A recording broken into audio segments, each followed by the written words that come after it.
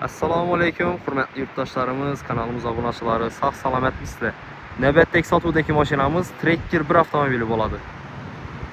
2020-yilda ishlab chiqarilgan, 82 ming probeg yurgan, pryamoy egaladinga turibdi avtomobil, qora rangda, 100% rodnoy kraskada turibdi egasi, даже buferlar ham o'ziniki alishmagan.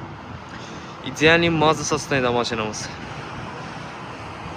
O'nni kuzov taraflama polirovka, keramika ishlari bo'lib o'tgan, loboy qog'ozlargacha o'ziniki, заводской. Balolar ham normal sostoyida, yumshoq balolar qo'yilgan, pastda paroklar, tonirovka ruxsatnomasi ham bor. Salon qismini o'tadan bo'lsak, salon qismi mat-yu holatda, kirchiq defekti yo'q, pokoleniya metal uстановка qilgan mashina. 82935 probegda.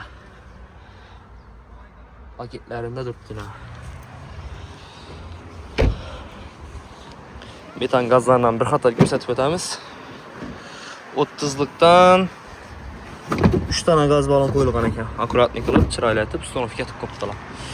Xo'p, mashina narxini keladigan bo'lsak, narxi 145 million so'm, aytilishi ustunda 1-2 million zazorba kelishib beriladi.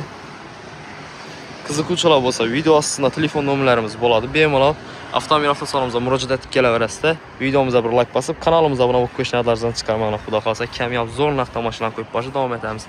Sog' bo'ling, salomat bo'ling. Ko'ringlar.